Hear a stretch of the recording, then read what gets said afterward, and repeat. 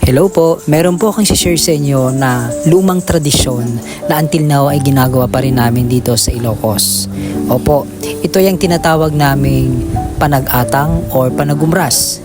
Usually ito ay ginagawa para sa isang buwan, 40 days, babang luksa o isang taon ng isang taong namayapa. Ito ay pag-aalay para sa mga kaluluwa na nasa paligid natin o yung mga taong yumao.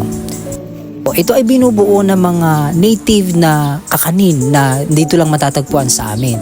Ito ay ang patupat, linapet, insibog, baduya, buchi, at nandyan din yung linga at syempre yung pilais. Nag-aalay din kami ng alak namin na native na tinatawag naming basi.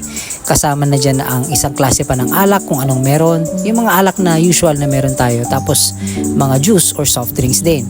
Pagkatapos, nasa sayo kung mamimili ka kung ilang set ang kukunin mo. Meron dyan yung 6 na set at meron din yung 12 or kompleto na set. At pagkatapos, dinalagyan ito ng kandila at sinisindihan tuwing alas 6 ng gabi. At binabantayan to magdamag. Pagsapit ng mga 4 AM or 4:30 na madaling araw, doon pa lang siya tatanggalin. Na until now ay pinapractice namin.